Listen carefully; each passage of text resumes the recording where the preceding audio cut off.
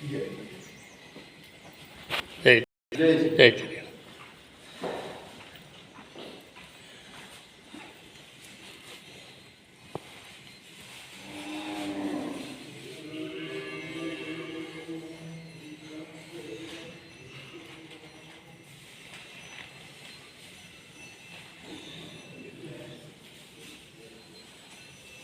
राम।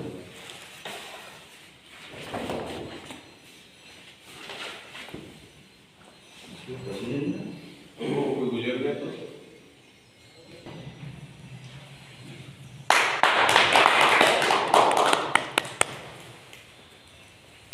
श्री कृष्ण गोविंद हरे मुरारे हे नाथ नारायण वासुदेव।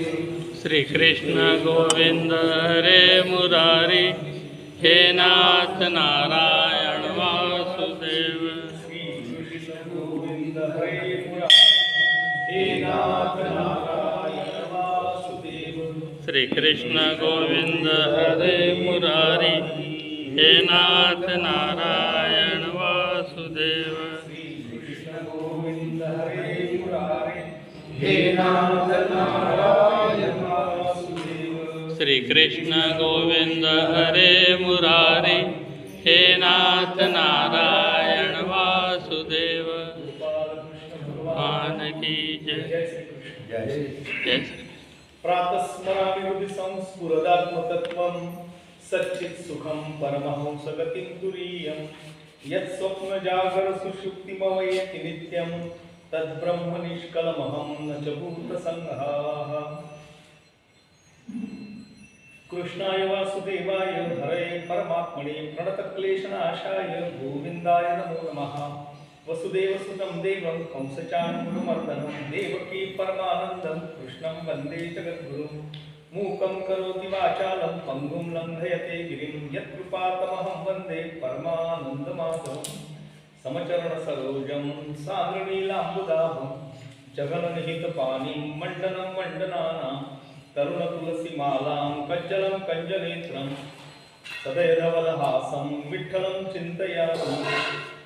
ब्रह्मानन्दं परमसुखदं केवलं ज्ञानमूर्तिं द्वन्द्वातीतं गगनसदृशं तत्त्वमस्यादिलक्ष्यम् एकं नित्यं विमलमचलं सर्वधी साक्षिभूतं भावातीतं त्रिगुणरहितं सद्गुरुं तन्नमामि। सद्गुरुनाथ महाराज की जय। भगवान की जय। जय श्री कृष्ण। जय श्री कृष्ण।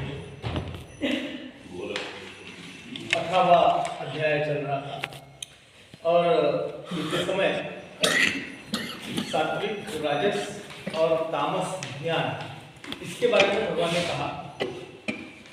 इस अध्याय में सात्विक राजस और तामस ज्ञान क्या होता है, ज्ञान के लक्षण क्या होते हैं, यह सब विस्तार पूर्वक भगवान बता रहे हैं।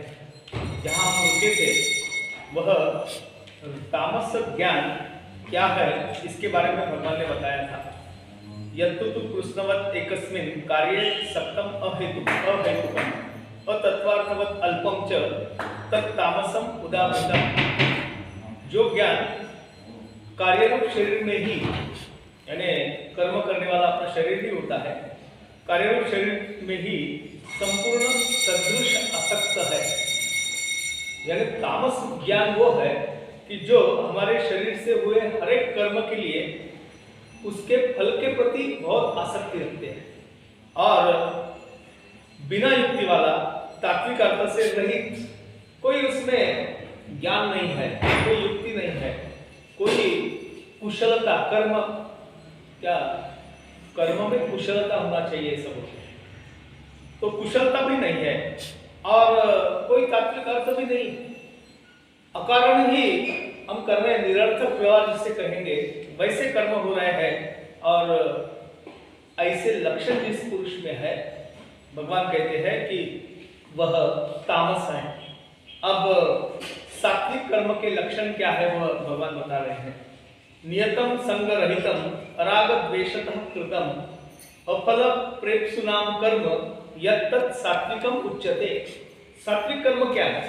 जो कर्म शास्त्र विधि से नियत किया हुआ है, यानी उसको शास्त्राधार है, एक परंपरा है और वह कर्म करने वाला जो करता है वो कर्तापन से रहित तथा किसी भी फल की अपेक्षा न रखने वाला, वो बिना राग और बिना द्वेष के जो कर्म करता है उसी में सात्विक कर्म के लक्षण है, ऐसे भगवान बताते हैं।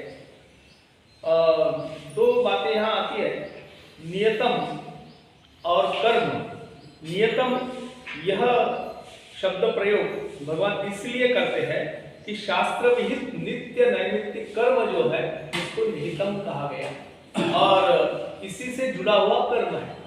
यानी कर्म हम हमारे काज के लिए या हमारी कोई इच्छा पूर्ति के लिए नहीं कर रहे हैं, जो शास्त्र विधि विधान से युक्त है वही कर्म, और वो कर्म करते हुए कर्तापन का भाव भी मेरे मन में नहीं है। और दूसरी बात ये भी है कि उस कर्म से जो भी निर्माण हुआ फल उसकी भी अपेक्षा नहीं है। इसी को ही अध्यात्म शास्त्र में निष्काम कर्म कहते हैं।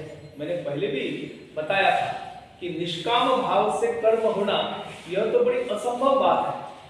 यानी हमारे भौतिकता का नियम है, कोई क्रिया हुई तो उसकी प्रतिक्रिया जरूर निकल आती ही है। ऐसा कभी नहीं होता कि क्रिया हो गई प्रतिक्रिया नहीं आई। जैसे कर्म किए तो उसका फल तो कुछ ना कुछ तो निकलना ही है, अच्छा बुरा। तो निष्काम कैसे होगा? योग वासिष्ठ में वशिष्ठ मुनि ने प्रभु रामचंद्र जी को बताया, जो रामचंद्र जी ने प्रश्न पूछा, बहुत बार इसका मैंने उच्चारण किया हो कि निष्काम कर्म कैसे हो सकता है, कर्म के पीछे तो उसका फल आता ही आता है। तो वशिष्ठ मुनि ने उनको बताया, योग वासिष्ठ नाम का ग्रंथ है, उसमें बहुत बड़ा उपदेश वशिष्ठ मुनि ने प्रभु रामचंद्र जी को किया है, जो वो वनवास में जाने को निकले थे तब की बात है। तो उन्होंने बताया कि छोटा जो बालक होता है 2 महीने का वगैरह, वो जैसे उसको रख दिए कुछ पलंग पे वगैरह, तो वो अपने आप कुछ तो भी हाथ पैर हिलाते रहता है, कुछ मुंह से कुछ बड़बड़ाता रहता है, हंसता है, रोता है, लेकिन ये सब क्रियाएं उसकी होती रहती है, लेकिन वह क्रिया के पीछे उसका कोई हेतु नहीं होता और उससे निष्पन्न जो भी भाव होता है वो उसके लिए कोई भी मायने नहीं रखता। इस बालक के भांति अपने कर्म होना चाहिए, और ऐसे कर्म जब होते हैं तब उसको निष्काम कर्म कहते हैं। सात्विकम उच्यते, वह सात्विक कर्म के लक्षण है। अफल प्रेप्सुना, ऐसा भी एक शब्द यहाँ भगवान ने उपयोग में लाया है। अफल प्रेप्सुना, इसका मतलब यह है कि स्वार्थ बुद्धि रहित, कोई भी फल की अपेक्षा न रखते हुए हुआ कर्म। और अब सात्विक कर्म के लक्षण के बाद में फिर राजस कर्म के लक्षण बताते हैं। यत्तु कामेप्सुता कर्म सा अहंकारेण वा पुनः क्रियते बहुलायासं तत् राजसम उदाहृतम।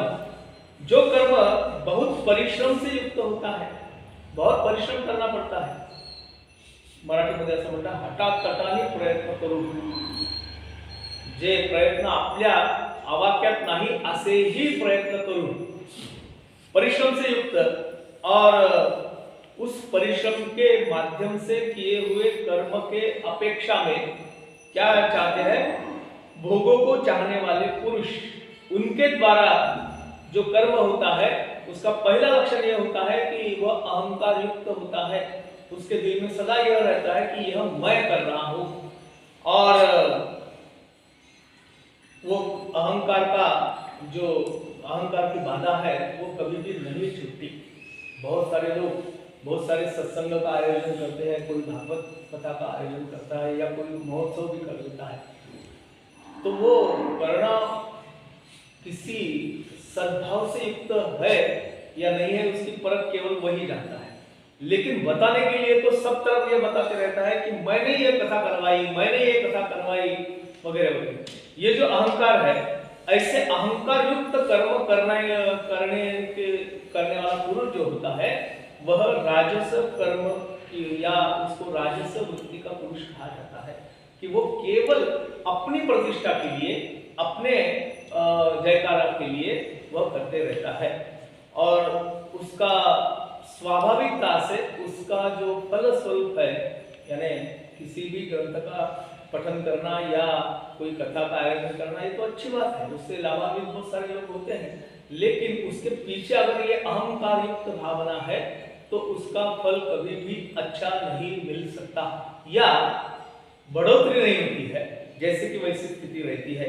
बहुलायासम, ये बहुलायासम पहले इसमें जो विशेषण किया था वो अलग था, वह फल प्राप्सेसु था, और यहाँ बहुलायासम यानी बहुत परिश्रम के साथ में। अब राजस कर्म से अहंकार भी उसमें शामिल है। अब तामस कर्म के लक्षण बताते हैं। अनुबंधम क्षयम हिंसा अनपेक्षित पौरुषम मोहात आरभ्यते कर्म यत्तन तामसम उच्यते। परिणाम हानि हिंसा और सामर्थ्य इनका विचार मन में न रखते हुए बहुत सारे 3-4 बातें बताई है। परिणाम, कर्म का परिणाम क्या होगा, दूसरा हानि क्या होगी, तीसरा इसमें हिंसा शामिल है क्या, और चौथा सामर्थ्य। ये चारों बातें ध्यान में रखकर कर्म होना चाहिए, लेकिन इसका विचार न कर केवल अज्ञान से जो आरंभ होता है उसे तामस कर्म कहा जाता है या तामस कर्म के वह लक्षण है, ऐसे भगवान बताते हैं। बिना सोचे समझे कर्म आरंभ किया जाता है, यानी वो जानता ही नहीं या कर्म की जो व्याख्या है शास्त्र विहित जो बताया गया है उसका विचार न करते हुए केवल तमोगुण के भाव से कर्म करता है। बहुत सारे ऐसे भी जीव या प्राणी होते हैं कि किसी की होड़ में कर्म करते हैं। उसने हमारे गांव में एक सप्ताह का आयोजन किया और उसमें 1-2 लाख रुपए खर्चा किया, तो दूसरे के मन में आता है कि मैं अब तो 5-7 लाख रुपए खर्चा करके इससे भी बड़ा मैं सप्ताह कर लूंगा। उसने 1000 लोगों का महाप्रसाद किया, मैं पूरे गांव को महाप्रसाद दे दूंगा। तात्पर्य क्या है उसमें, उसके बहुत बार ऐसा भी होता है कि उसके लिए वो कर्जा वगैरह लेके भी कर लेता है केवल प्रतिष्ठा के लिए। तात्पर्य क्या कि उसमें क्या क्या मेरा भाव है यह न सोचते हुए केवल स्पर्धा के कारण या केवल अपने अहंकार को जतन करने के कारण अगर होता है तो वह कर्म तामस कर्म होता है, वो तामस कर्म का लक्षण है। अब सात्विक कर्ता कैसा होता है, कर्म करने वाला, उसके बारे में बताते हैं। मुक्त संग अनहमवादी धृत्युत्साह समन्वितः सिद्ध सिद्ध्यो निर्विकार कर्ता सात्विक उच्यते। जो कर्ता संग रहित, संग सत्संग या कुछ अच्छे लोगों का सहवास, ये बात नहीं बताई। जो मुक्त संग है, मुक्त संग इसका मतलब संग रहित, काय का संग, विकारों के संगों के परे, किसी भी विकार का लेश उसके साथ में नहीं है। अहंकार के वचन न बोलने वाला, कभी भी अहम वृत्ति उसमें धारण नहीं करता, धैर्य और उत्साह से युक्त होता है और कार्य के सिद्ध होने और न होने में हर्ष शोकादि विकारों से रहित है। कार्य सिद्ध हुआ तो बहुत सारा हर्ष हुआ, कार्य अगर सिद्ध नहीं हुआ तो खिन्न हो गया, उदास हो गया। ये भी भावना, ये हर्ष और शोक, ये भावना भी जिसकी विगलित हो गई है वह कर्ता सात्विक कर्ता कहा जाता है। एक बात तो यह है कि जब भी कोई सत्कर्म करने का विचार मन में आता है, हर एक सत्कर्म के पहले हम उसके निर्विघ्न होने की प्रार्थना भगवान से करते हैं। हर एक स्तवन देखो, वक्रतुंड महाकाय सूर्यकोटि समप्रभ निर्विघ्नं कुरु मे देव सर्वकार्येषु सर्वदा। गणपति जी की आराधना करते हैं क्योंकि वो विघ्नों के देवता है। उनकी प्रार्थना करना है कि मेरे कार्य में कोई बाधा, कोई विघ्न न आए, इसलिए उनकी प्रार्थना करना है। और मान के चलो कि ऐसा भी हो कि अगर विघ्न आ गया, बहुत बार ऐसा होता है कि धूप काले में कोई आयोजन है कार्यक्रम का, कोई बरसात का बारिश का संभव नहीं है, लेकिन यकायक बादल घिर आए और पानी बरसना चालू हो गया, एक प्रकार का विघ्न नहीं आ गया। अब तो खुले मैदान में तो कार्यक्रम हो ही नहीं सकता और दूसरी जगह नहीं है कहीं जाके काम कर्म करे, तो परिस्थिति ऐसी होती है कि उसको टालना पड़ता है कि नहीं आज ये हो नहीं पाता।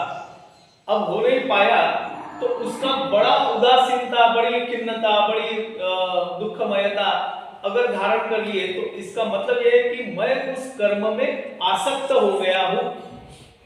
भगवान कहते हैं कि हर्ष भी नहीं और शोक भी नहीं, जो भी होता है भगवान के भरोसे होता है, वही करने वाला है, वही कराने वाला है, करता वह है, मैं कुछ भी नहीं करने वाला, मैं केवल निमित्त मात्र हूं। यह भावना दृढ़ धारण करके जो कर्म होते हैं उसको ये सात्विक कर्ता कहा गया कि उस पुरुष को सात्विक करता है। सिद्ध असिद्ध सिद्ध्यो निर्विकारा, सिद्ध होने पर भी उसको आनंद या सुख ये भी विकार बताया गया, और असिद्ध होने से जो शोकादि भावना उत्पन्न होती है उसे भी विकार ही कहा गया है। निर्विकार रूप से कर्म करते रहना यह सात्विक कर्ता का लक्षण है। अब राजस कर्ता कैसे होता है? रागी कर्म फल प्रेप्सु लुब्ध हिंसात्मक असुचि हर्ष शोकान्विता कर्ता राजस परिकीर्तता, जो कर्ता आसक्ति से युक्त है, कर्म करता है लेकिन कर्म के पीछे कुछ आसक्ति है, यानी कर्म के द्वारा कुछ न कुछ मुझे लाभ हो जाए या उसके फल अच्छे होते हैं, इस भाव से करता कर्म करने वाला, कर्मों के फल को चाहने वाला। बहुत बार बहुत सारे शास्त्री पंडित बताते हैं कि भाई ये पूजा कर लो उसका फल ऐसा होगा, केवल वह फल वैसा होगा इसलिए कर्म करना, और लोभी है और दूसरों को कष्ट देने के स्वभाव वाला है। करना तो मुझे है लेकिन तैयारियां कौन करेगा? भाई मैं तो करवा लूंगा, लोगों को कष्ट देकर करवा लूंगा। बहुत बार ये मन में विचार आता है कि अभी तो थोड़ा कम हो गया चलन, नहीं तो पहले जमाने में बहुत था। गणेश उत्सव है तो वो बाजार में क्या रिसिप्ट बुक मिलते थे, वो लेके घर घर जाने का, इकट्ठा करने का, उनको रिसिप्ट भी देने का। उस समय तो 10 रुपए भी किसी ने दे तो बहुत बड़ी रकम हो जाती थी, ₹2 की रिसिप्ट होती थी। भाई ये कर रहा है किसके लिए? तो आप ही के लिए हम कर रहे हैं, हम तो केवल माध्यम है ऐसा बताते थे और पैसा इकट्ठा करते थे। और हर बार देखा गया कि वैसे गणपति हो या देवी हो या जो भी कोई बहुत बड़ा महोत्सव, वो होने के बाद में सब आयोजक मंडली एक श्रम परिहार का कार्यक्रम करते हैं। श्रम परिहार में तो क्या होता है वो आप सब जानते हैं, बोलने की जरूरत नहीं है। पैसे किसके हैं? अपने जेब का 1 रुपया भी उसमें नहीं है, लेकिन श्रम परिहार बड़े जोरों शोरों से साथ में हो जाता है। तात्पर्य क्या? करने के पीछे भावना यह लोभीपन है, ऐसे जो है। और अशुद्धाचारी, एक विधि विधान बताया गया है कि भाई कोई उत्सव करते हैं तो उसकी प्रतिष्ठापना अच्छे क्या शुद्धि से होना चाहिए, तन का मन का शुद्धिकरण होना चाहिए।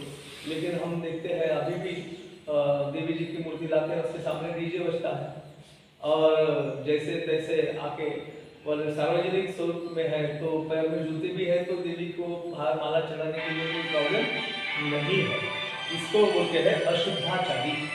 और हर्ष शोक से लिप्त है वह कर्ता राजस कर्ता कहा गया है। अब इसके आगे तामस कर्ता के लक्षण बताते हैं। अयुक्त प्राकृत स्तब्ध शठ नैष्कृति अलसः विषादी दीर्घ सूत्री च कर्ता तामस उच्यते। अयुक्त है, कर्म करने के लिए पात्र नहीं है। इसमें 2-3 प्रकार समाविष्ट होते हैं। एक तो वो शुद्धाचरण वाला नहीं है, वो दुराचारी है, या तो फिर पवित्र भावना उसकी नहीं है, इसको अयुक्त कहा गया। कर्म करने के लिए युक्तता आवश्यक है। शिक्षा से रहित, कोई ज्ञान नहीं है, कोई शिक्षा उसने लिए, कोई मंत्र पढ़े नहीं है या कोई अभ्यास नहीं किया है, घमंडी है, धूर्त है और दूसरों की जीविका का नाश करने वाला है, दूसरों का छीनने वाला है और सदा शोक करने वाला है, आलसी और दीर्घसूत्री है। दीर्घसूत्री का मतलब होता है, दीर्घसूत्री यहाँ कहा गया कि थोड़े काल में होने लायक साधारण कार्य को भी फिर कर लेंगे, यानी आज का काम कल, कल का परसों पे। और यह आशा मन में धारण करके आज नहीं हुआ तो क्या हुआ, आगे कर लेंगे, यह आशा से उस काल चक्र काल व्यतीत होते जाता है, कर्म की केवल पूर्ति नहीं होती। इसको दीर्घसूत्री कहा गया है। वह तामस तामस कर्ता कहा गया। शठ ऐसा भी कहा, शठ बोले तो मराठी में त्याला लबाड असं म्हणतात। शठ शठासी असावे क्या रामदास स्वामींच्या श्लोकामध्ये येतं, शठाशी प्रतिशठ, जैसे को वैसा वर्ताव करना चाहिए। शठ बोले तो गुप्त भाव से दूसरों के धन का या दूसरों के बुद्धि का अपहार करने वाला जो होता है वह शठ कहलाया जाता है। और ऐसे शठ लोग जो है वो कर्म करते हैं तो उनके कर्म को तामस कर्म कहा गया। सात्विक भाव ग्रहण कराने के लिए और सात्विक भाव के विरोधी जो राजस और तामस भाव है उसको त्याग करने के लिए भगवान ने इस कर्म प्रेरणा का और कर्म संग्रह में से ज्ञान और कर्म और कर्ता इसके सात्विक राजस और तामस यह भेद बताए। और अब इसके आगे बुद्धि और धृति, उसमें भी सात्विक राजस और तामस ये भेद कैसे होते हैं इसके बारे में आप भगवान बता रहे हैं, उसकी प्रस्तावना करते हैं। बुद्धेर भेदम धृते च एवं गुणतः त्रिविधम शृणु प्रोच्य मानस अशेषेण पृथक्त्वेन धनंजय। हे धनंजय, अब बुद्धि का और धृति का भी गुणों के अनुसार जो 3 प्रकार के भेद होते हैं वह संपूर्णतः से विभाग पूर्वक पृथक पृथक मैं तुझे समझाता हूँ। बुद्धि और धृति के सात्विक राजस और तामस यह 3 भेद जो है क्रमशः बताने के लिए अब एक एक लेके भगवान बताते हैं। पहले सात्विक बुद्धि के लक्षण बताते हैं, उसमें कहते हैं प्रवृत्तिंच निवृत्तिंच कार्या कार्ये भया भये बंध मोक्षंच या वेत्ति बुद्धि सा पार्थ सात्विकी ही। जो बुद्धि प्रवृत्ति मार्ग और निवृत्ति मार्ग को, कर्तव्य और अकर्तव्य को एक एक बताया है। एक सात्विक बुद्धि कैसी होती है उसके बारे में बताते हैं। प्रवृत्ति और निवृत्ति इन दोनों को अच्छी भली भांति समझ लेता है और कर्तव्य और अकर्तव्य क्या है इसका भी उसे पूर्णतः ज्ञान है। भय और अभय, बंधन और मोक्ष, इसको यथार्थता से जानने वाली जो बुद्धि है उसे सात्विक बुद्धि कहते हैं। मतलब ये है कि एक ज्ञान परंपरा जो है उसकी जो एक पायदाने बताई गई है उसमें एक चीज आती है विवेक। विवेक यानी सत्य क्या है और असत्य क्या है इसको परखने की एक अंतर्यामी बुद्धि। जो सत्य है वो मैं अपना लूंगा, जो असत है उसके तरफ मेरा ध्यान भी नहीं जाएगा, वो प्रवृत्ति मेरे से नहीं होगी। जो बंधन और मोक्ष को यथार्थ से जानता है, किस कार्य से मुझे बंधन में पड़ना है और किस कार्य से मैं बंध मुक्त हो जाऊंगा, यह बात सोचने वाला, यानी तात्पर्य है कि भगवान कहते हैं कि ये जो सात्विक बुद्धि है ये सात्विक बुद्धि कभी भी जो बंधन में डालने वाले कर्म है उसको अपनाती नहीं। और बंधन काय का, जीव का बंधन है, प्रवृत्तियों का बंधन है, विकारों का बंधन है, हमारे भावों का बंधन है। इन सबसे परे होकर निष्काम भाव जिसको बोलेंगे वह बुद्धि सात्विकी है। राजा जनक का उदाहरण इसमें दिया है कि राजा जनक जो है उनका आचरण कैसा था। सम्राट थे, बहुत बड़े राजा थे और सब राजपाट जो है अत्यंत यथास्थित करते थे, उत्तम तरह से करते थे। लेकिन उसी के साथ में कहा गया है पुराण में कि उनका एक पैर जो मंचक रहता है, राजा बैठा है सिंहासन पे और उसके पैर के नीचे जो होता है उसको मंचक कहते हैं। मंचक, तो वो पैर मंचक पे रखते हैं तो एक पैर को बड़े सुगंधित द्रव्य से मालिश होती रहती थी, बहुत उसकी केयर की जाती थी, और दूसरा पैर उनका अगले पे होता था। यानी दोनों पैर अलग अलग दशा में होते थे ताकि क्या प्रवृत्ति और निवृत्ति ये दोनों साथ में रखते थे। जैसे हम संसार में आए तो कुछ प्रवृत्ति धर्म हमारे हैं जिसको विहित कर्म या नियत कर्म बताते हैं, वो तो करना ही करना है, उसको त्यागना नहीं है। लेकिन वो करते हुए किसी भी कर्म के फल में या कर्म में आसक्त न होना, आसक्ति रहित रहना, इसी को कहा गया है कि बंधन और मोक्ष को जानने वाली बुद्धि। इसके आगे जाके हमारा तत्व ज्ञान कहता है कि देह भाव का भी क्या होना चाहिए। देहवृत्ति का भी त्याग होना चाहिए। देहवृत्ति बहुत सारी बातें उसमें आती है, जैसे छींक आना या खांसी आना या हिंदी में क्या बोलते हैं, उबासी आना। बहुत लोगों को पूजा करने को बैठा कि बहुत सारी उबासी आती है। इसका मतलब क्या है? उसका मन और बुद्धि उस कर्म में नहीं है। केवल वो देहाभिमान भी उसका तीव्रता से जागरूक है, देह की सब अवस्थाएं उसको जानता है, और फिर भी भगवान की अर्चना कर रहा है। ये केवल उपचारात्मक कर्म हो जाता है। ये देहाभिमान को भी त्याग कर केवल सच्चिदानंद घन परमात्मा को एक ही भाव से पूजना। वह परमात्मा सच्चिदानंद घन है और वही अवस्था मेरी है। पुष्पदंत नाम के कवि है, उन्होंने शिव महिम्न स्तोत्र लिखा है। उसमें पहला ही सेंटेंस उन्होंने लिखा कि शिवो भूत्वा शिवम शिवम यजेत, यानी शिव की आराधना करें। शिव यानी सत्तत्व की, शिव की आराधना करना है तो पहले हमें शिव होना चाहिए। शिव होके शिव की आराधना करना है।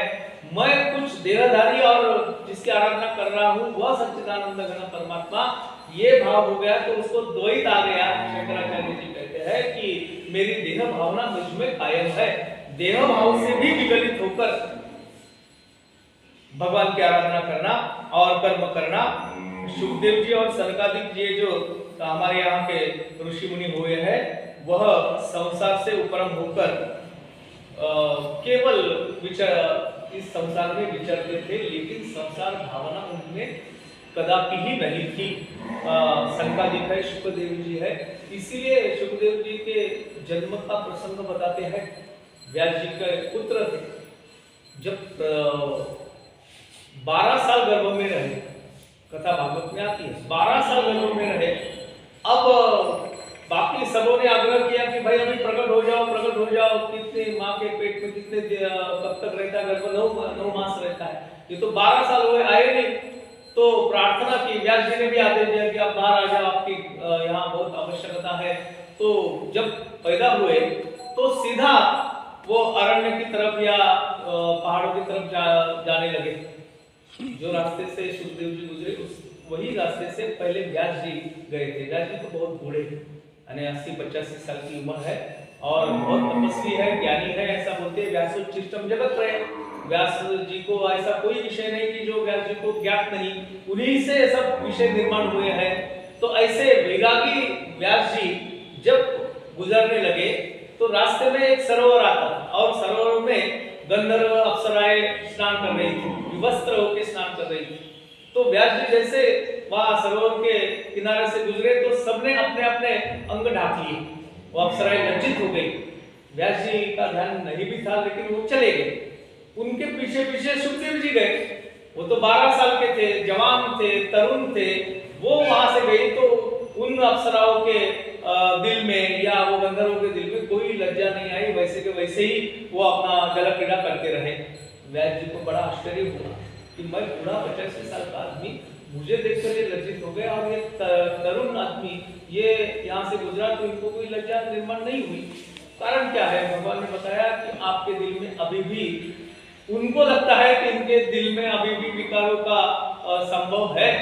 और सुखदेव जी पूर्णतः विरागी है, उनको कोई सृष्टि का पता ही नहीं क्या चल रहा है क्या नहीं। वो तो अपने ब्रह्मानंद में मग्न है। इसीलिए ऐसी वृत्ति से विचरण करने वाले जो है वह निवृत्ति मार्ग के अनुसरण करने वाले होते हैं और उनका जो क्या कर्तापन है वह सात्विकी कर्ता कहा जाता है। अब राजस बुद्धि के लक्षण बताते हैं। यया धर्मम अधर्मम च कार्यम च कार्यमेव च अयथावत प्रजानाति बुद्धि सा पार्थ राजसी। ये पार्थ मनुष्य जिस बुद्धि के द्वारा धर्म और अधर्म को तथा कर्तव्य और अकर्तव्य को भी यथार्थ नहीं जानता वह बुद्धि राजसी है। कहते हैं कि धर्म और अधर्म, कर्तव्य और अकर्तव्य इनको यथार्थ नहीं जानता। कर्म तो करता है लेकिन वो यथार्थ है नहीं है, इसका ज्ञान नहीं है। वो धर्म के अनुसार है या अधर्म को जन्म देने वाला है, इसका भी ज्ञान नहीं है। अपना कर्तव्य क्या है, अकर्तव्य क्या है, इसको भी वो ध्यान नहीं देता या उसको समझता नहीं है। यह ऐसी बुद्धि जो है उसको राजस बुद्धि कहा गया है। यहाँ बड़ा उसका विवेचन किया है कि वो सत्याचरण करता है। जो सात्विक बुद्धि वाला होता है वो सत्याचरण करता है, राजस बुद्धि वाला सत्य को मानता ही है। ऐसी बात नहीं, सत्य क्या है मालूम है, लेकिन उसकी बहुत सारी फिक्र वो करता नहीं। वैसे इसमें सत्य के 12 भेद बताया गया है। सत्य आचरण बोले तो क्या, तो झूठ न बोलना, स्वीकार जो किया उसका पालन करना, जो स्वीकारा है उसको बहुत निष्ठापूर्वक पालन करना, प्रिय वचन बोलना सत्य में समाहित होता है। प्रिय वचन बोलना, क्या सत्यम ब्रूयात प्रियम ब्रूयात, सत्यम अप्रियम न ब्रूयात, ऐसा कहा गया शास्त्र वचन में। लेकिन वो तीसरा जो सेंटेंस है सत्यम अप्रियम न ब्रूयात, यह यहाँ लागू नहीं होता। सत्यम ब्रूयात प्रियम ब्रूयात, सत्य बोलो, प्रिय बोलो, जो दूसरों के मन को आनंद दे। प्रिय वचन बोलना, अपने गुरु की निष्ठापूर्वक सेवा करना, नियमों का दृढ़ता से पालन करना। एक नियम स्वीकार किया तो उसको बहुत ही कड़ेपन से पालन करना। इसलिए तुकाराम महाराज कहते हैं, निष्ठावंत भाव भक्ताचा स्वधर्म निर्धार है कर्म चुको नए। एक बार नियम कर लिया वो आखिरी तक नहीं छूटेगा, ऐसी दृढ़ता करना। अस्तिकता, मन में अस्तिकता होना चाहिए। अस्तिकता और नास्तिकता में भेद बताते हुए सब लोग बताते हैं, आस्तिक बोले तो भगवान में विश्वास रखने वाले, भगवान को मानने वाले, और नास्तिक बोले तो भगवान को नहीं मानने वाले। लेकिन इतना ही सीमित अस्तिकता और नास्तिकता का यथार्थ नहीं है। आस्तिक बोले तो आस्था रखना, हर कण में भगवान है यह दृढ़ विश्वास रखना। केवल मूर्ति में भगवान है इतना छोटा विचार नहीं करना, सब में वो भगवान है यह धारणा रखना आस्तिकता का प्रमाण होता है। साधु संग करना, संतों की संगत करना, माता पिता का प्रिय कार्य करना, और बाह्य शौच तथा अंतर शौच इनका पालन करना। बाह्य तो शरीर शुद्धि, अंतर शौच मन में कभी भी बुरे विचार या विकारों का संभव ना होना, अंतर शुद्धि कहा जाता है। लज्जा और अपरिग्रह, लज्जा जो मेरे कर्म है उस कर्म में करते हुए जो अवांछित है उसके लिए लज्जित होना, और आखिरी का लक्षण बताया है अपरिग्रह, किसी की अभिलाषा न रखना। यह सत्य का मुख्यतः लक्षण बताया गया है। यह जिसमें नहीं है वो राजस करता या राजस बुद्धि वाला कहा जाता है। और तामसी बुद्धि के लक्षण बताते हुए भगवान बताते हैं, अधर्मम धर्ममिति या मन्यते तमसा वृतः सर्वार्थान विपरीतांच बुद्धिसा पार्थ तामसी। जो तमोगुण से घिरी हुई बुद्धि है वह अधर्म को भी यही धर्म है ऐसे मानती है। अधर्म है लेकिन यही सच्चा धर्म ऐसे मानते हैं। अन्य संपूर्ण पदार्थों का भी विपरीत मान लेती है, वह बुद्धि तामसी है। तात्पर्य यह है कि अधर्म को धर्म मानना और जो संपूर्ण पदार्थों को भी विपरीत मान लेती है। पदार्थ यानी सृष्टि, जीव, जगत, परमात्मा। जीव और जगत यह पदार्थ है, इसको भी न समझना यह बुद्धि तामसी है। अब धृति का लक्षण बताते हैं। सत्य की धृति, धृत्या यया धारयते मन प्राणेन्द्रिय क्रिया योगेन अव्यभिचारिण्या धृति सा पार्थ सात्विकी। जिस अव्यभिचारिणी धारणा शक्ति के से मनुष्य ध्यान योग के द्वारा मन, प्राण और इंद्रियों की क्रियाओं का धारण करता है वह धृति सात्विकी है। अव्यभिचारिणी, अव्यभिचारिणी का मतलब है भगवत विषय के सिवा अन्य सांसारिक विषय जो है उसको धारण करना, यह व्यभिचार बताया गया है। और इसको त्यागना, इसको अव्यभिचारी कहा गया है। ये संसार में अनेक सारे दोष हमारे परिसर में होते हैं, तो इसीलिए ध्यान योग के द्वारा उन दोषों का संपूर्ण विनाश करके एक वृत्ति धारण करना जो सभी प्रकार के प्रवृत्ति या हमारे संसार के विषयों से परे है।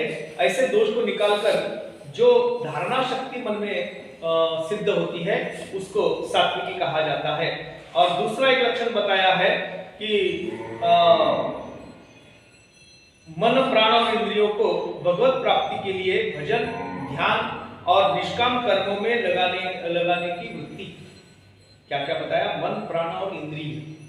मन प्राण दो चीजें हम तो एक ही मानते हैं, मन और प्राण या जीव एक ही मानते हैं, लेकिन प्राण तत्व जो है वो चेतन शक्ति है और मन यह हमें विधाता ने दी हुई एक श्रेष्ठतम शक्ति है।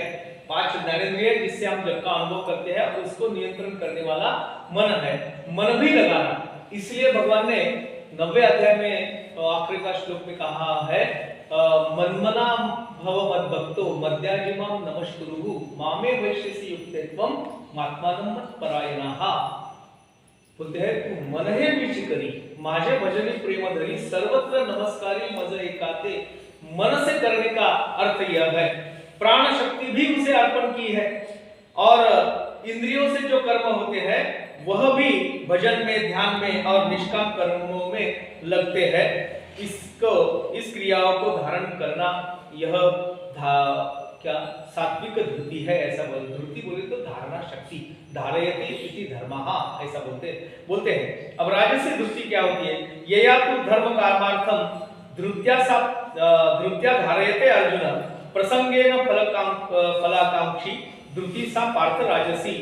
परंतु ऐसा होता है कि फल की इच्छा वाला मनुष्य जिस धारणा शक्ति के द्वारा अत्यंत आसक्ति से धर्म अर्थ और कर्मों को धारण करता है वह धारणा वृत्ति जो है उसे राजसी कहते हैं।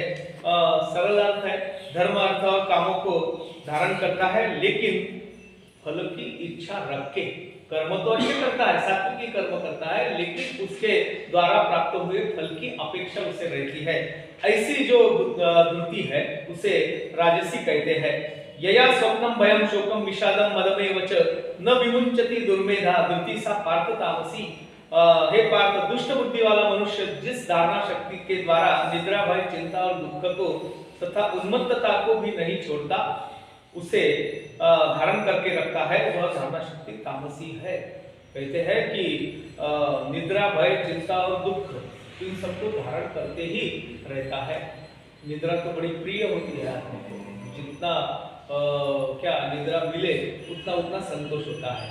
अभी कहते हैं चातुर्मास्य में कार्तिक महीना आता है तो कार्तिक महीने का एक नियम रहता है कि मैं कार्तिक स्नान करूं। कार्तिक स्नान बोली तो सूरज निकलने के पहले स्नान करना। कहाँ करना? शॉवर के नीचे नहीं, नदी में जाके पवित्र जल में स्नान करना। यह बोलते हैं कि यह सात्विक कर्म है। ये अपना कार्तिक महीना आए चाहे मार्गशीर्ष आए वो अपनी निद्रा नहीं छोड़ता। भाई लोगों के काम करते हैं, मैं तो जब तक सूरज नहीं निकलता तब तक तो नींद से जागूंगा ही नहीं, निद्रा को नहीं छोड़ता। भय किसका? संसार का भय, संसार दुख भय ऐसा बोलते हैं। चिंता, सदा चिंताग्रस्त रहता है। चिंता किसकी करता है? जो अकारण चिंता जिसे बोले, जिसका मेरे से या मेरे जीवित से कोई संबंध नहीं, उसको उसकी चिंता करता रहता है। बहुत सारे लोग ऐसे होते हैं कि भाई आगे क्या होगा, अभी चाइना में कोई नया वायरस आ गया तो हमारी अवस्था क्या होगी 2 महीने बाद में? भाई आया है क्या? अभी नहीं आया, जब आया तब देखेंगे, लेकिन पहले से ही चिंता। एक बड़ा सुंदर उदाहरण हमारे महाराज ने दिया कि एक बड़े बहुत धनी सेठ थे, करोड़ों में उनकी संपत्ति, अरबों में संपत्ति। ऐसा कहा जाता था, लोग बोलते थे कि 22 पीढ़ियां भी इनकी आराम से बैठ के खा सकती है। तो इतने इनके जैसा तो समाधानी सुखी संतोषी आदमी तो दूसरा जगत में कोई होगा नहीं। एक बार उनसे मिले वो महात्मा जी गए तो बड़े चिंता में बैठे, बहुत उद्विग्न थे, बहुत विमर्श थे। पूछा कि भाई आपको किसकी चिंता लगी है? आपके पास में तो इतने धन संपत्ति है, इतने सुख सुविधाएं है कि आपकी 22 पीढ़ियां कुछ न करती हुई रही तो बहुत शान से जी सकती है, तो आपको चिंता काय की? वो बोले बात बहुत बिल्कुल सही है, मैंने इतना कमाया है, इतनी सुविधाएं उपलब्ध है, इतनी मेरी स्टेट है कि 22 पीढ़ियां न कुछ करते हुए भी आराम से या बहुत शान शौक से जी सकती है। लेकिन मुझे अब चिंता है कि 23 पीढ़ी क्या करेगी, 23 वाली पीढ़ी क्या करेगी। अब देखो मनी मानसी व्यर्थ चिंता वहाते, अकस्मात होणार होऊन जाते। ये हमारे सुभाषितकार ने कहा है, स्थितीचा असे किंकर प्राणी मात्र, स्थिति करी त्या पात्र किंवा अपात्र। अकारण चिंता, इसीलिए रामदास स्वामी ने अपने करुणाष्टक नाम की जो रचना है उसमें चिंता से परे होने की बात बताई है। वो बोलते हैं, भजन रहित रामा जन्म हा व्यर्थ गेला, स्वजन जन धनाचा व्यर्थ में स्वार्थ केला।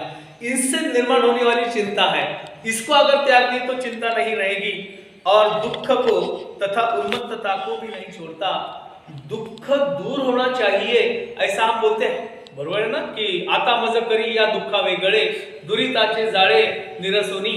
ऐसे तुकाराम महाराज ने कहा कि हमारी हमेशा प्रार्थना रहती है कि मुझे दुख से मुक्त कर दो, दुख मेरे जीवन में ना आए, ऐसी प्रार्थनाएं करते हैं। लेकिन हमारे संत बड़े चतुर हैं, जो बोलते हैं वो बहुत जल्दी से समझ में नहीं आता। तुकाराम महाराज ने एक जगह कहा है, वो अभी मुझे मैं याद करने की कोशिश कर रहा था, वो याद नहीं आ रहा है, उसके जो शब्द है वो नहीं याद आ रहा है, लेकिन मतितार्थ तो उसका ऐसा है कि कोई भी आदमी इस सृष्टि में, इस भूखंड में जो रहने वाला है, वो दुख से मुक्त होना नहीं चाहता, दुख से मुक्त होना नहीं चाहता। मुझे लगता है कि कुछ ना कुछ दुख मुझे आए और उस दुख का रोना जो है मैं रोते रहूं, ताकि लोगों की सहानुभूति मुझे मिले, या भगवान को आराधना की एक इच्छा मेरे मन में, भगवान को या किसी अपने आराध्य को आराधने की एक बहाना, एक मेरे पास में कारण रहे। अगर चिंता ही पूरी दुख ही मिट गया तो फिर लोग मुझसे क्यों सहानुभूति से बात करेंगे? जिसको दुख है उसके पास में सब लोग आते हैं। एक बड़ा अच्छा गीत है कि सुख के सब साथी, दुख में न कोई। लेकिन उल्टा है व्यवहार में, देखो सुख में कोई साथी नहीं होता, दुख के ही सब साथी होते हैं। किसी के घर में कोई अप्रिय घटना घटी तो बहुत सारे तांता लोगों का लग जाता है मिलने आके, सांत्वना देने के लिए, सहानुभूति बताने के लिए, वो लोग अजमा हो जाते थे। लेकिन किसी ने अपने से ज्यादा कुछ कमा लिया तो देखो क्या होता है। किसी घर में लड़का एकदम फर्स्ट मेरिट आ गया 12वीं में, तो पास पड़ोस वाले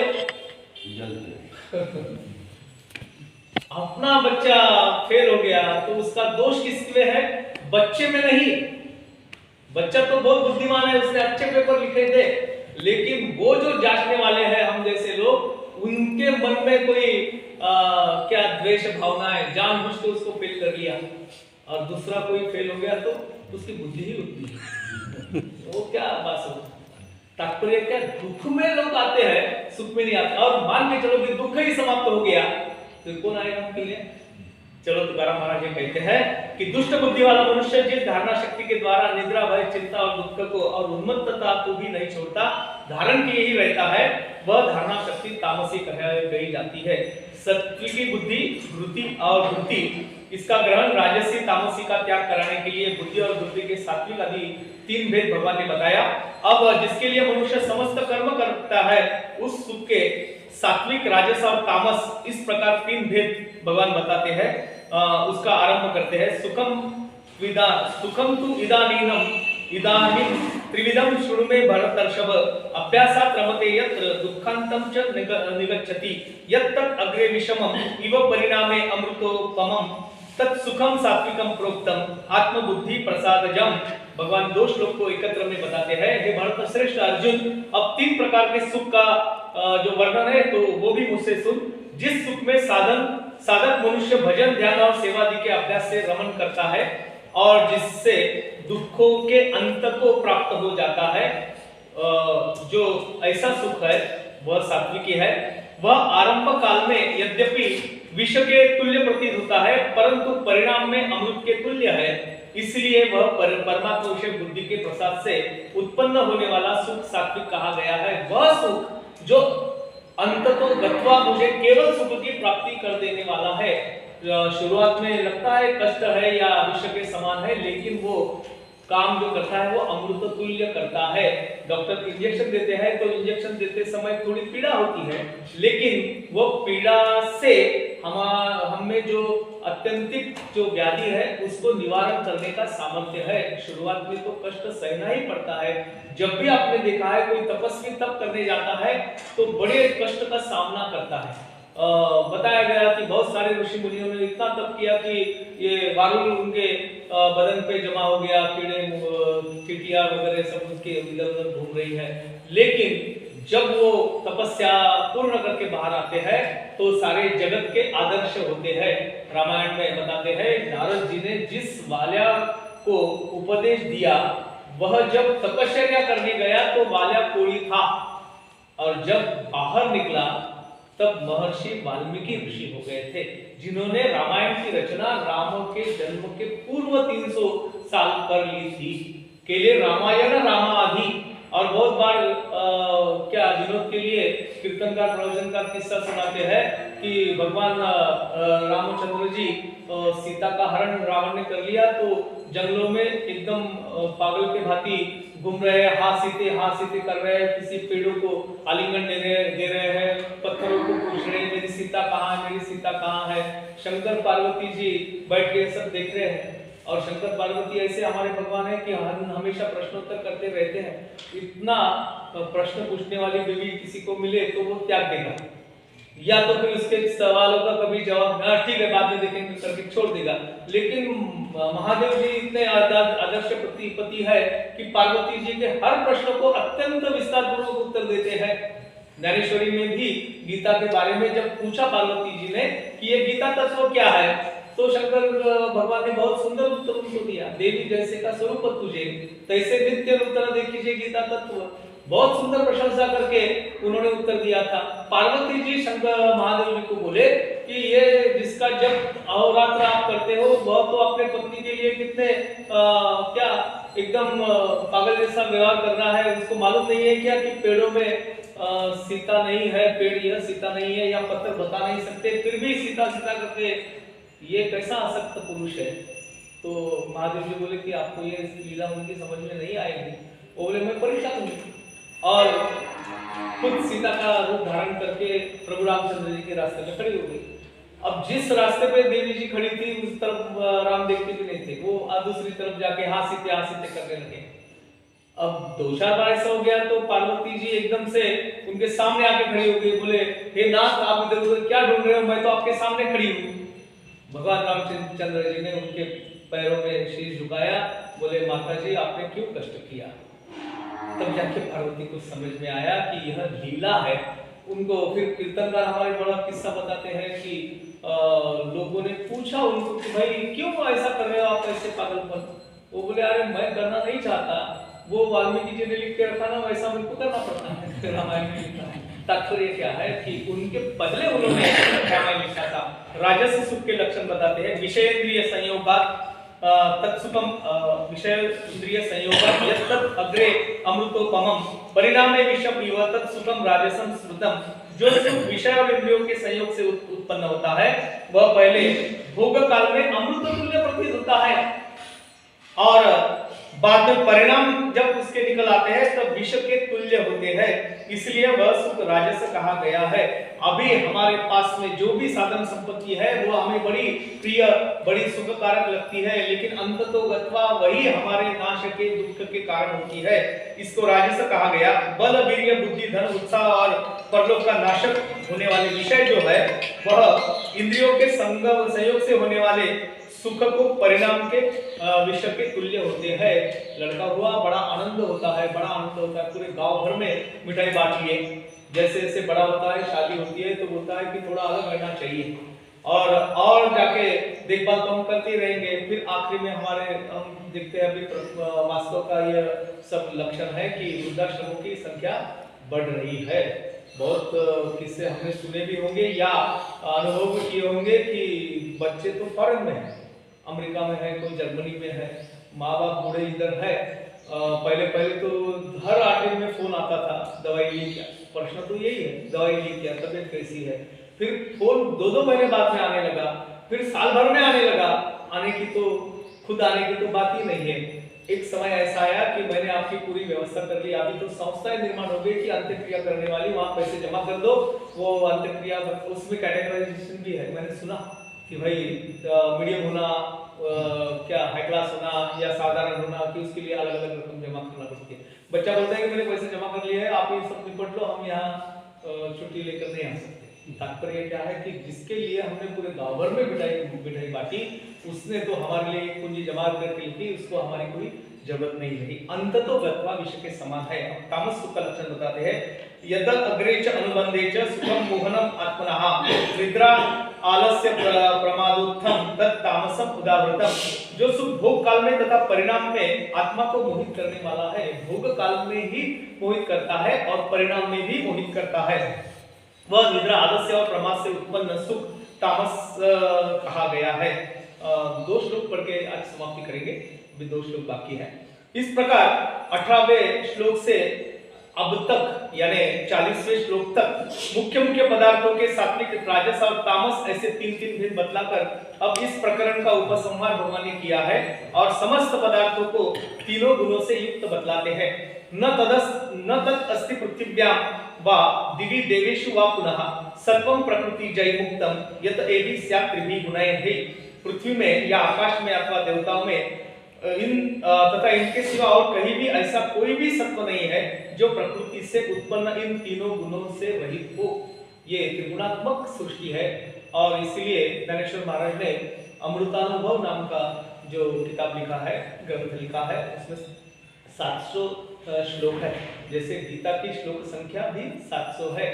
वह अमृतानुभव में ज्ञानेश्वर महाराज ने प्रकृति पुरुष इनके विलास का वर्णन किया है और उसमें प्रकृति का बहुत सुंदर वर्णन ज्ञानेश्वर महाराज कहते हैं। प्रवृत्त्या प्रकृति से पुरुष तक जाना और एक रूप होना, इसका लक्षण बताते हुए अमृतानुभव के दूसरे अध्याय में एक ओवी आती है कि देव देऊळ परिवारू कीजे कोरुनी डोंगरू ऐसा भक्तीचा व्यवहारू कान भावा। बहुत ऊंची बात ज्ञानेश्वर महाराज ने बताया। बोलते हैं देव देऊळ परिवार, किसी ने अजिंठा एलोरा की वो गुफाएं देखी होगी तो आपको महसूस होगा कि वह जो गुफाएं बनाई गई, वो मंदिर का जो शीर्षस्थ भाग है, कलश है, वो पहले निर्माण किया और बाद में उसका क्या नींव उसकी तैयार की गई। ये उल्टी रीति है। पहले तो हम पायवा या नींव रखते हैं फिर मंदिर खड़ा होता है, लेकिन वहां उल्टी रीत है और वो एक ही पत्थर से बनी है, एक ही पहाड़ से। मंदिर भी उसका, परिवार भी उसका, भगवान भी उसका, एक ही से सब बना। ज्ञानेश्वर महाराज कहते हैं देव देऊळ परिवारू कीजे कोरुनी डोंगरू, ये पहाड़ पूरे के ये सब बनाया। ऐसा भक्तीचा व्यवहारू कान भावा, भक्ति का व्यवहार ऐसा क्यों नहीं होता? ऐसा होना चाहिए।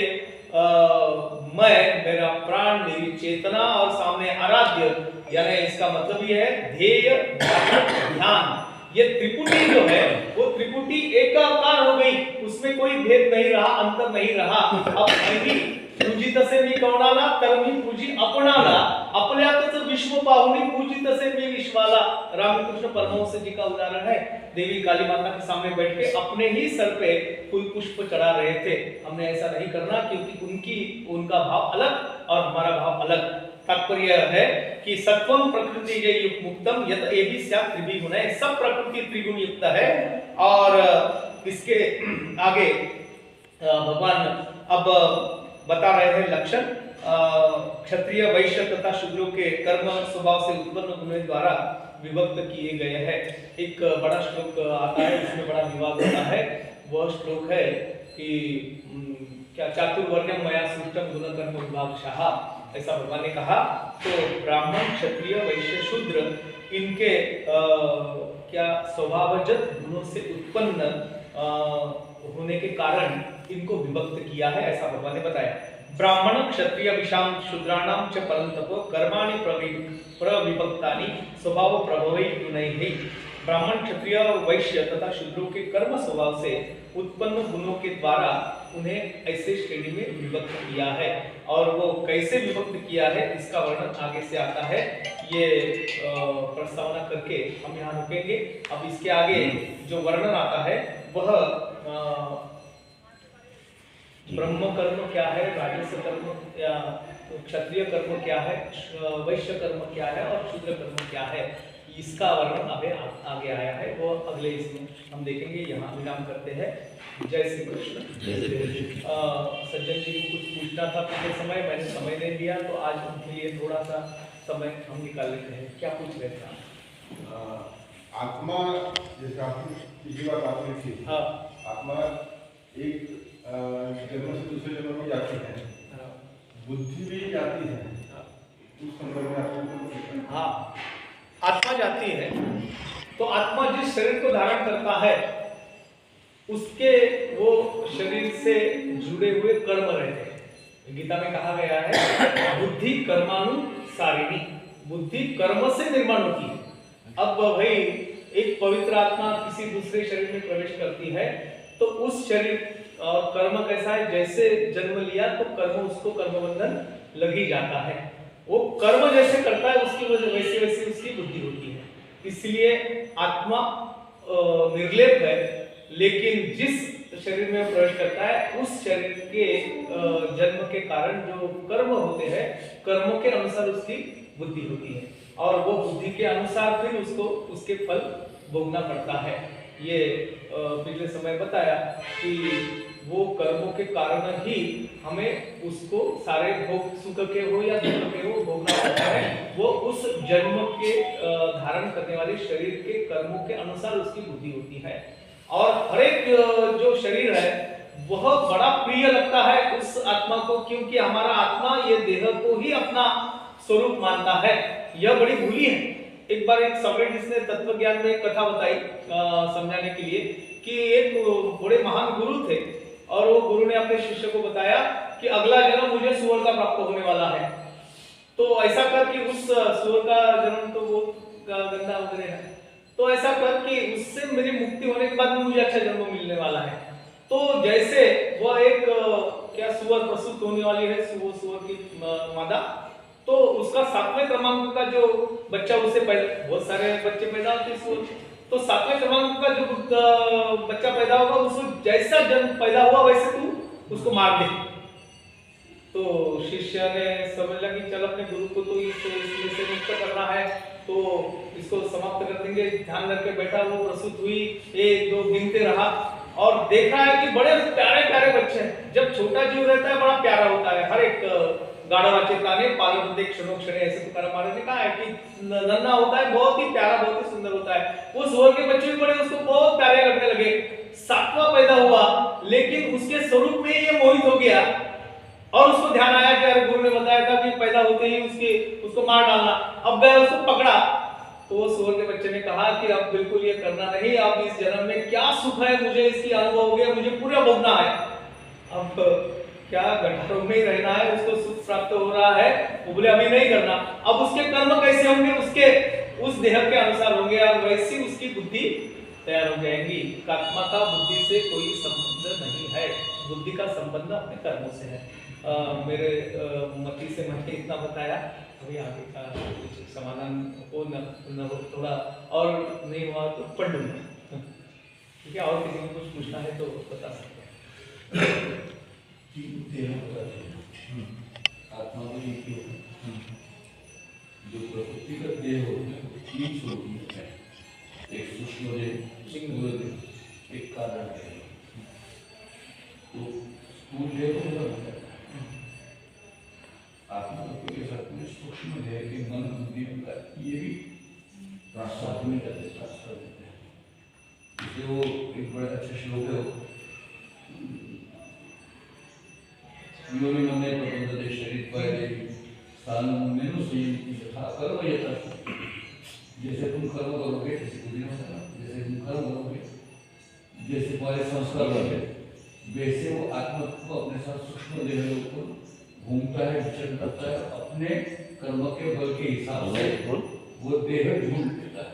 इसलिए कहा गया कि सद्गुरु क्या करते हैं, विद्यते हृदय ग्रंथि ही, बताया गया है कि ये आत्मा की हमारे बुद्धि से या जीव से जो गठन हो गए हैं, एक दूसरे में लिप्त हो गए हैं, उसको वो छुड़ा लेते हैं, आत्मा को मुक्त करते हैं और देह बुद्धि को अलग करते हैं। इसलिए सद्गुरु की शरणता करना यह उचित बताया गया है। जब तक हमारे आत्मा से वो जीव की गांठ नहीं छूटती तब तक हमें हमारे शरीर के सारे भोग सुख के या दुख के भोगना पड़ता है और वैसे ही हमारे कर्म होते हैं। जब वो आत्मा मुक्त हो जाता है, उसको पता चलता है कि मैं तो क्या शुद्ध बुद्ध हूँ, निर्लेप हूँ, मुझे किसी में आसक्त नहीं है, मैं मुक्त हूँ, यह धारणा आत्मा की जो शुद्ध बुद्धता है उसका अनुभव सद्गुरु की कृपा से होता है या भगवान के भजन से होता है। तब कर्मों का बंधन नहीं होता। जय श्री कृष्ण।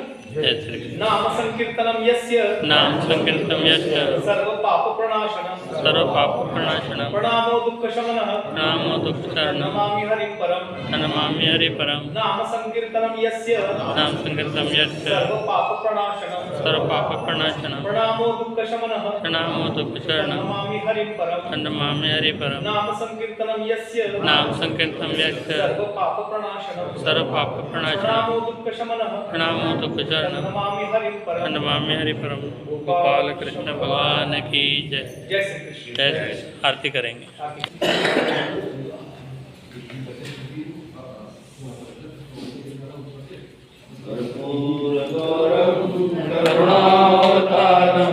संसार सारं भुजगेन्द्र सदा वसन्तं हृदयारविन्दे भवं भवानी चरितं नमामि। मंदारमाला कुलतालकाय कपालमाला कितशंकरा दिगंबराय च दिगंबराय नमः शिवाय नमः शिवाय। श्री भागवत भगवान की आरती भगवान की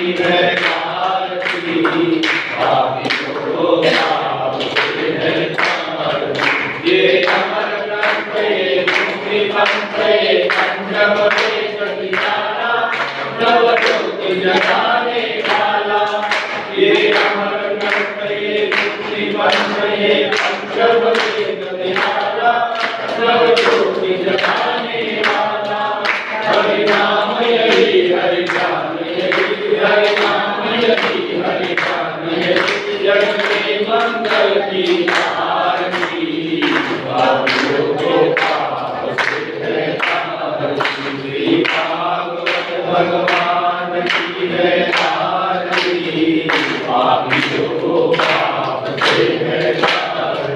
ये शांति गीत पावन पुनीत पापों को मिटाने वाला हरि दर्श लगाने वाला। ये शांति गीत पावन पुनीत पापों को मिटाने वाला हरि दर्श लगाने वाला। ये सुख दर्शी ये सुख हरणी ये सुख दर्शी ये सुख हरणी श्री मधुसूदन की आरती।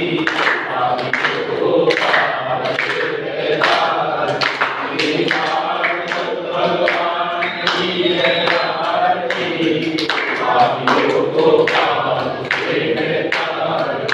वे मधुर मधुर जगवंत बोल सतमार्ग बताने वाला निगड़ी को बनाने वाला।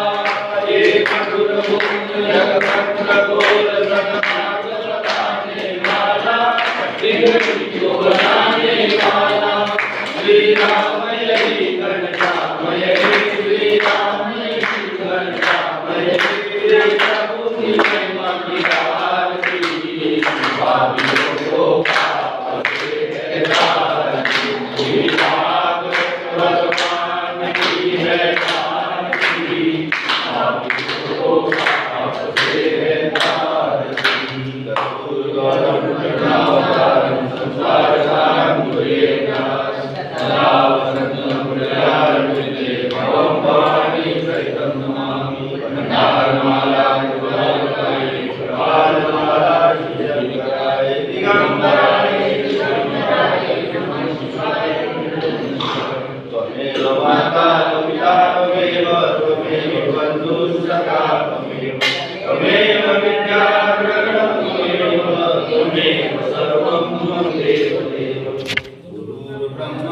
गुरु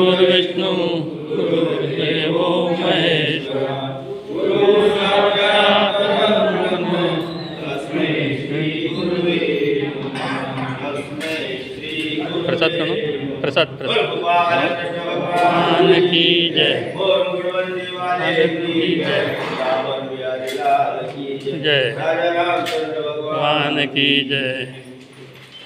बोल जय श्री राम की जय। गुरुदेव की जय। सभी भक्तों की जय।